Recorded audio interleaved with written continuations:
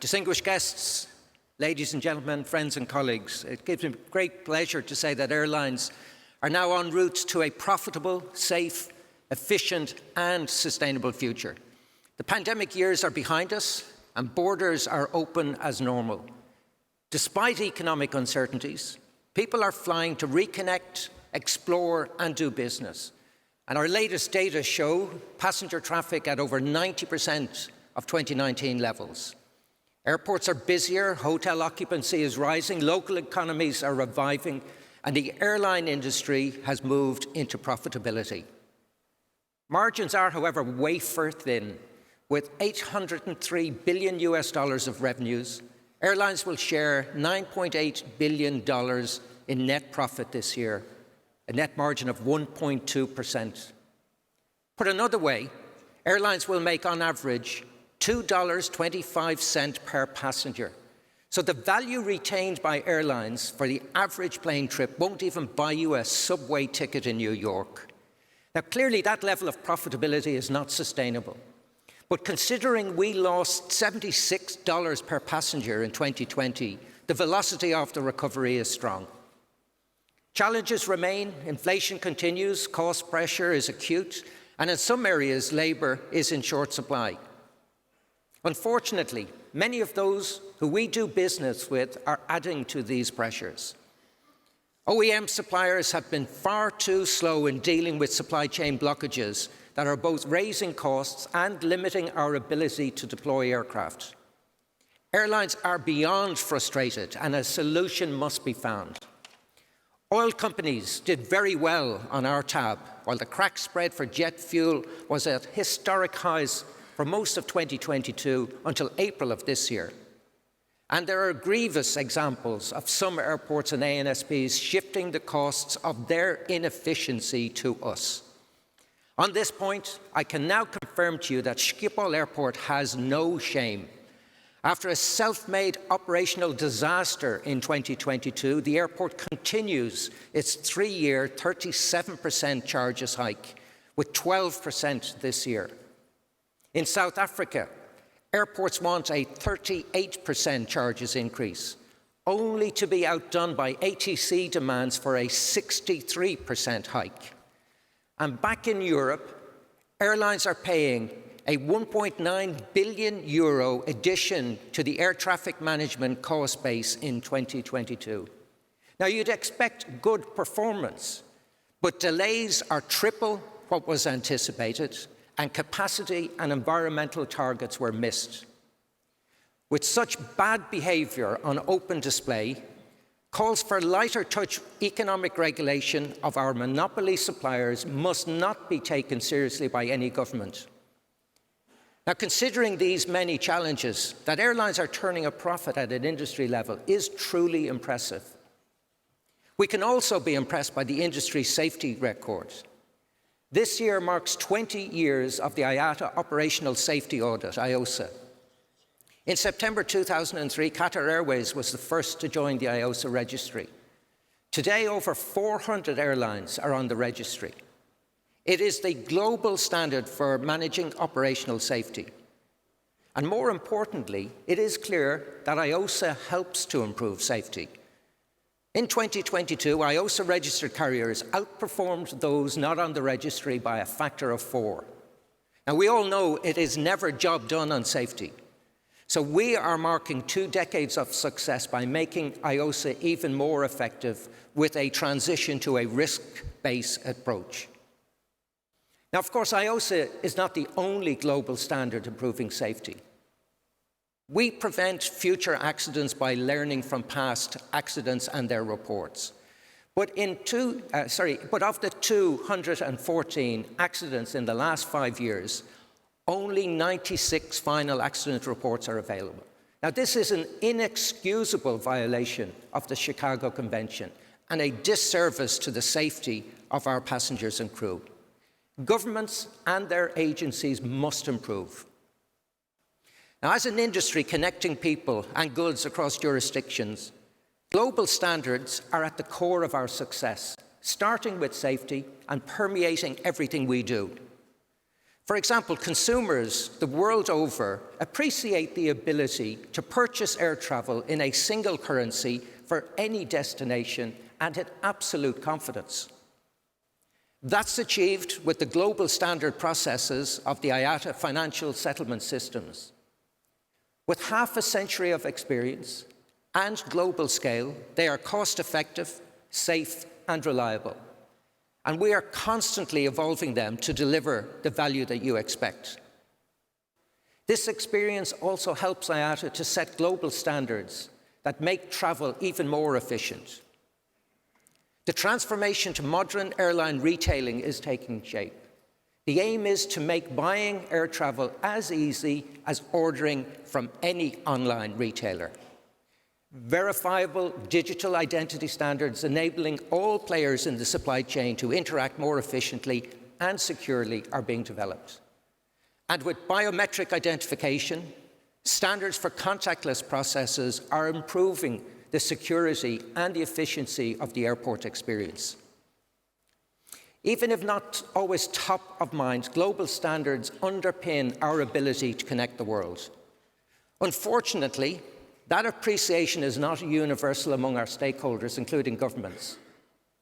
Fragmentation is growing because governments are either not acting globally, not implementing completely, or simply inventing local solutions. Now, passenger rights is an example of the latter. Over 100 jurisdictions have developed unique regulations intended to protect air travellers. And at least a dozen governments are looking to join that group or to toughen what they already have. And the question I ask myself is, what is the basis for all of this? We recently surveyed 4,700 travellers across 11 markets to understand their experience. 96% were satisfied with their last trip. 77% said that air travel was good value for money. And 73% were confident that they would be treated fairly by their airline in the event of operational disruptions. Now, every journey is not perfect. And there are lessons to learn from rare but widely reported instances where customers were not treated as they should. But governments are going beyond what is reasonable. Europe's infamous EU 261 passenger rights regulation is a contorting contagion. It penalises airlines for disruptions, misunderstanding that the huge costs of not operating to schedule are already a major incentive for airlines.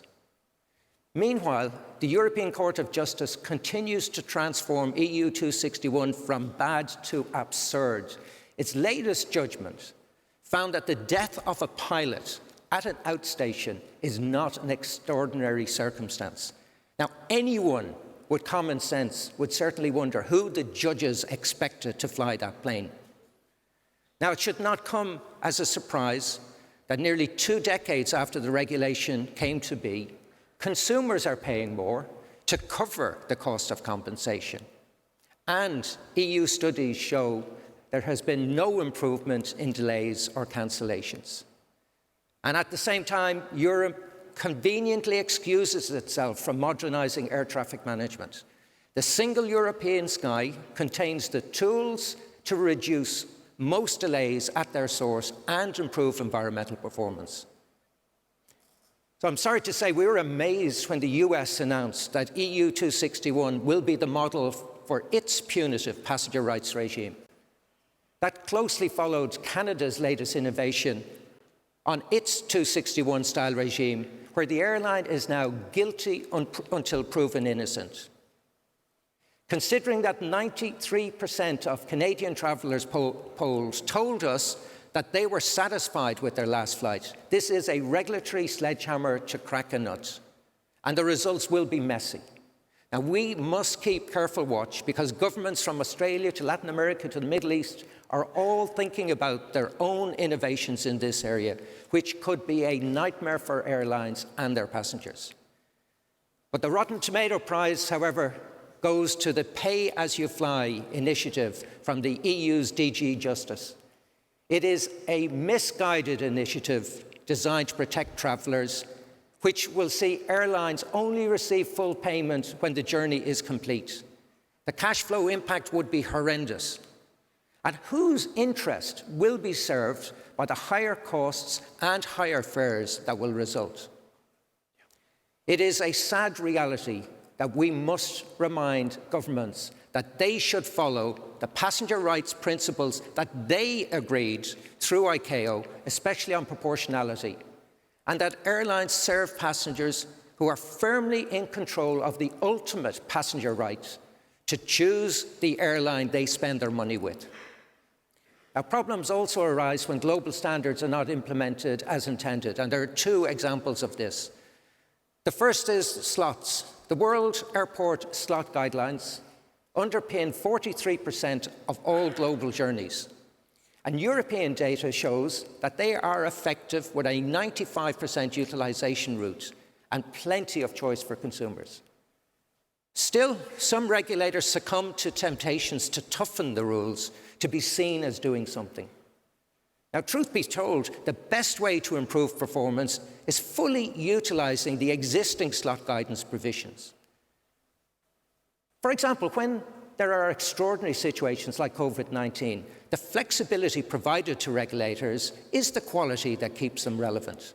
Flexibility helps airlines to meet consumer demand without perverse requirements to fly near empty planes. Regulators should also insist on honest capacity declarations by all players, including airports, ANSPs, and border control. Inaccurate capacity declaration resulted in chaos at some hubs last year, and a repeat performance cannot be permitted. We need rigorous attention on meaningful capacity declarations. And when known staff shortages and airspace restrictions exist, they must be planned into the capacities that airlines are scheduling against and not absorbed by us through delays or cancellations on the day. And the second example is Schiphol. The Dutch government imposed a 12% capacity cut in a crude effort to manage noise. Now, we won a court challenge because the government didn't honour its decades-long commitments under the ICAO balanced approach on noise management. Consultation was a complete charade, and operational restrictions were the first choice and not the last resort, as the balanced approach calls for. The Dutch government is appealing, and we continue to challenge for two reasons. First, an industry focused on safety cannot accept the politicization of technical discussions. And secondly, ignoring the rules-based order established by global standards is a slippery slope to confusion that we airlines can ill afford and our customers will not tolerate. The message is simple: global standards are key. When fully applied, they improve safety and they drive consumer benefits, operational efficiencies, and sustainability efforts. And on sustainability, we have said from the beginning that it is a global challenge that needs a global solution.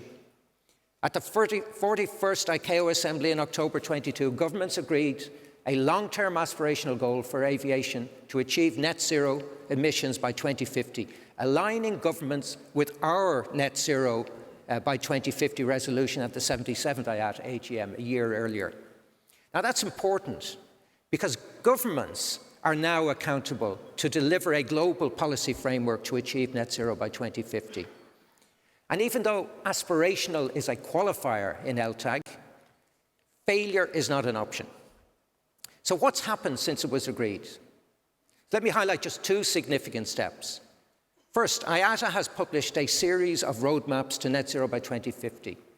Now, these roadmaps are the first detailed assessment of key steps necessary to make that goal. And it covers technology, infrastructure, operations, finance, and policy. Now, they will, of course, evolve as we dig deeper to set interim milestones on the way to net zero, but I must emphasize that the roadmaps are not just for airlines. Governments, suppliers, financiers cannot be spectators to this challenge. We all have skin in the game, and each must deliver the products, the policies, investments needed to decarbonize. An expert evaluation is also essential. But too often, even professional organizations contribute amateur assessments to this important debate, and that helps nobody. The latest one that caught my eye, because it received widespread media coverage and is now often quoted, was a recent report from the Royal Society on resource requirements for net zero aviation fuels. To underpin their research, they used fuel burn performance data for flights between London and New York on a Boeing 737-300. Yes, you heard me right, a 737-300, an aircraft that went out of production in 1999 and, to the best of my knowledge, has never flown commercially between London and New York. Now, I flew the 737-300, so I know a little bit about it. And what I do know for certain is that you cannot get the minimum 21 tons of fuel that they estimated you would require into fuel tanks that can only take a maximum of 16 tons. So if we know that that section of the report is rubbish, what confidence can we have in the rest of the document? Decarbonising aviation is a serious multi-trillion-dollar initiative. It must be informed by expert research that can stand up to scrutiny.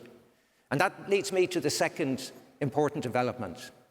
IATA published a global standard methodology to track progress towards net zero.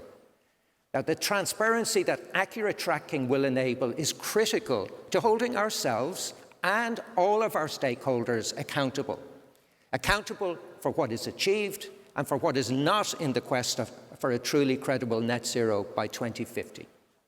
I'll say it again, decarbonising aviation is a serious issue and governments must not be allowed to use it to shore up exchequer finances. And CORSIA illustrates the risk.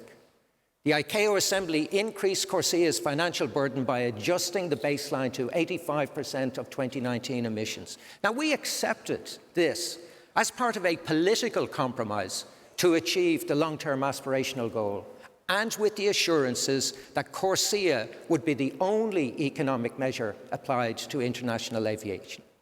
And almost immediately, Europe developed amnesia. Not only is it threatening to make EU ETS extraterritorial, but several European states also want to tax jet fuel in defiance of the Chicago Convention and almost every single bilateral air service agreement. And, of course, undermining the CORSIA agreement that Europe promoted. And the argument that international aviation is not taxed does not hold water.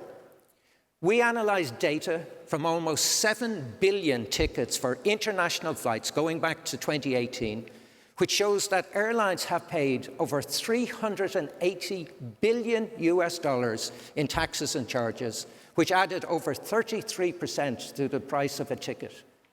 And if we were to include domestic flights, that figure of $380 billion rises to $500 billion. Now, it's important that policymakers are moved by facts and not fiction. And it's heartening that 75% of the travellers we've polled see green taxes for what they are, nothing more than government greenwashing. Now, of course, our biggest focus is on SAF, which will be the biggest contributor to net zero success. Today, SAF production is less than 0.1% of what we need for net zero, but the trend is positive. In 2022, SAF production tripled to 300 million litres. And while some critics of our industry will dismiss that figure as being irrelevant, it's important to remember that airlines use every single drop of SAF that was available at an additional cost of over $350 million. With the right supportive policies, reaching 30 billion litres by 2030 is challenging, but it is achievable. And that would be about 6% of the 450 billion litres annual production capacity we need in 2050. Now, we think it will be the tipping point because achieving it will establish the trajectory needed to scale up for 2050. So why are we not moving faster? Well, the willingness for airlines to use SAF is definitely not the issue. As I've said, every single drop of SAF that has been produced has been purchased and used. The problem is insufficient production capacity to meet demand. That's why we must increase the number of pathways for SAF production and diversity of feedstock, and of course, while maintaining their sustainability credentials. Doing so will open production opportunities best suited to particular geographic locations. Governments should be jumping over themselves to be first in the line for job creation, local economic stimulus and biodiversity protection that SAF production brings. Significant benefits for both developed and developing economies alike.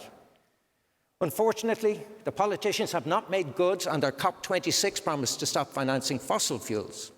We have not seen a major shift of fossil fuel subsidies to green energy, and certainly not to SAF.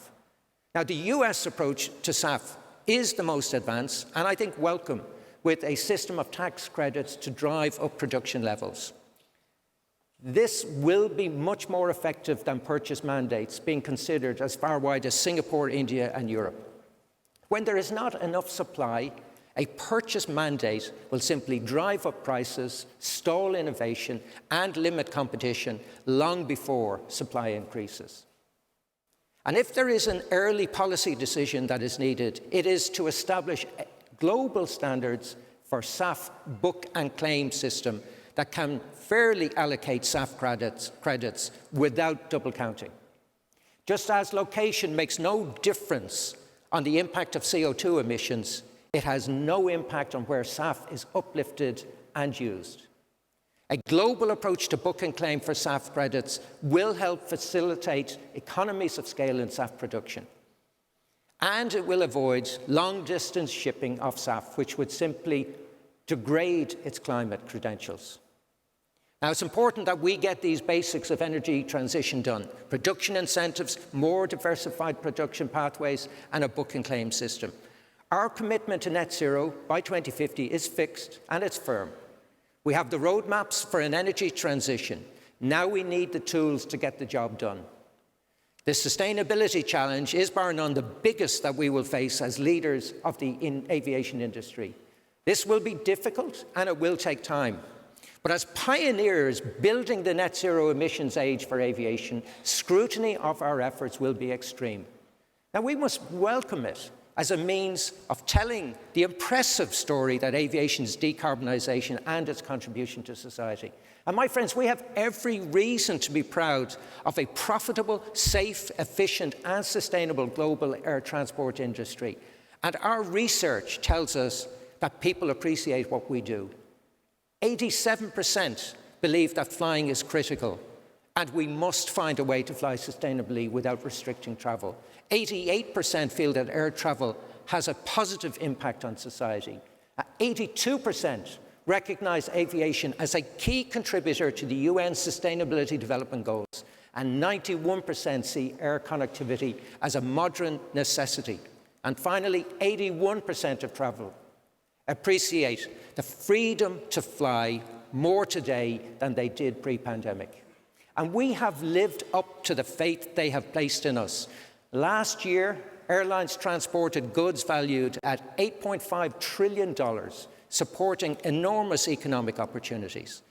And this year, we expect to safely enable 4.4 billion flyers to do business, reconnect with loved ones, explore our beautiful planet, fulfill something on their bucket list, or expand their horizons. In the 2 hours that it takes for our AGM, there will be over 1 million people experiencing the wonders of air travel. We dedicate ourselves to being profitable, safe, efficient, and sustainable, because each of those arrivals has every potential to make good things happen in our world. On behalf of everyone at IATA who is there to serve and to represent you, I thank you for your commitment and for your support.